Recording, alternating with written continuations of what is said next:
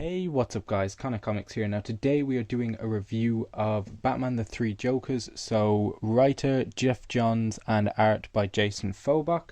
Now first of all I'm going to show you the cover, as you can see, so including the three styles of Joker. So the clown, the criminal and the comedian. And as you can see, here is the back cover with this lovely shot of Batman. I love that picture there. And then also down here, collecting Batman the Three Jokers 1 to 3. Now let's jump into this. So this original concept was teased back in this book over here during Justice League issue 50, as you can see, during the Dark Side War saga. And it was teased at the end of issue 50 with a conversation between Hal and Bruce Wayne.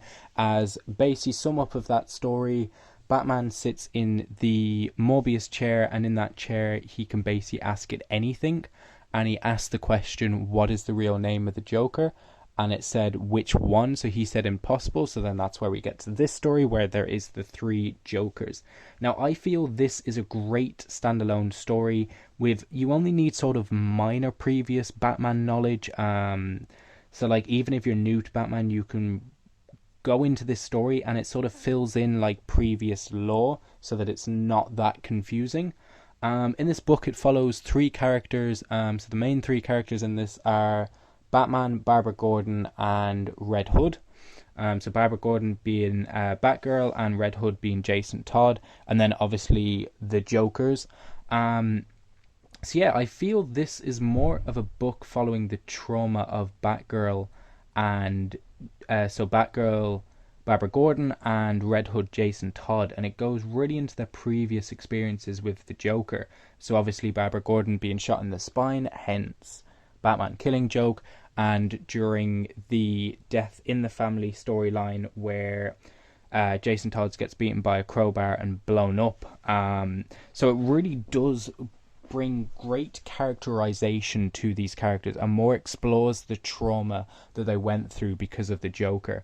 I feel there's great character moments between Jason Todd, between Barbara Gordon, and between Bruce Wayne. So you have the normal ones that you would have seen during Under the Red Hood, which you have the conflict between Jason Todd and Bruce Wayne and being like, well, why didn't you just take out the Joker? And then a sort of continuation of that argument, or being like, well, why don't we just kill him?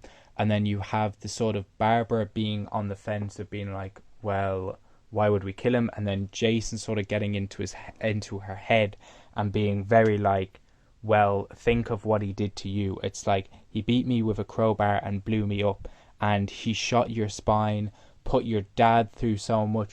And it's very that conflict that you see Batgirl begin to lean more towards Red Hood. Now I'm not going to spoil anything that goes on in the book, but yeah, there was so many great character moments in here.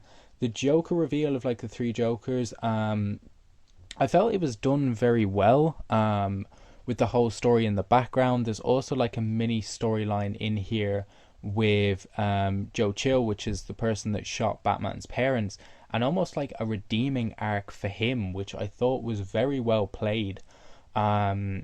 My only real issue that I would have with this book is the epilogue at the end. I'm not going to spoil it, but I find that it implies an origin for the Joker, and in my personal opinion, the Joker is best with having the mystery of his origin and like which one is correct. Is he lying about this one?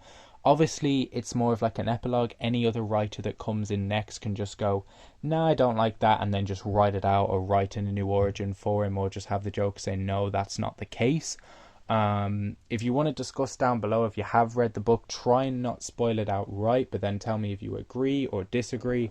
But yeah, we're now going to show you a bit of the art. Now I'm not going to try and show too much because I don't want to spoil it. But as you can see, some lovely Jason Fobach artwork there.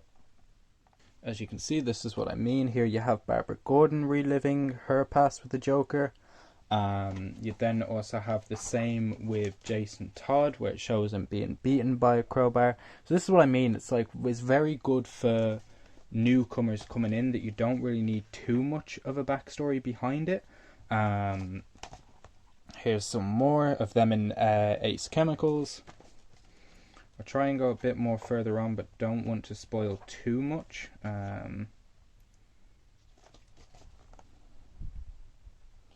So yeah, the artwork is great. I have no issue here. Like I said, a very enjoyable book. I would recommend it to anyone.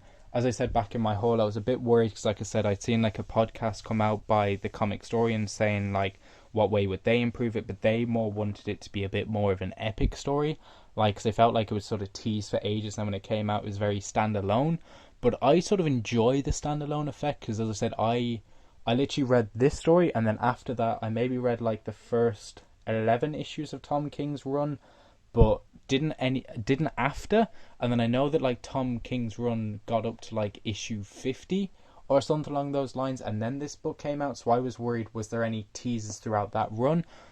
You can literally just go into this book and read it right out the back. You don't need any prior knowledge, which, as I said in the beginning, is great. But yeah, I highly recommend this book. I'll give it a 9 out of 10. I really did enjoy it. Obviously, with the, like I said, the Joker being his usual self, and since there's 3 different versions of him, you're getting 3 different like styles, saying you can maybe relate it to like different movies or different eras, which I thought was amazing. But yeah, I just thoroughly enjoyed this book. As I said, 9 out of 10. Tell me down below what your views of this book, and if you agree with me, if you would disagree with me. But yeah, I'll see you guys in another video. Peace.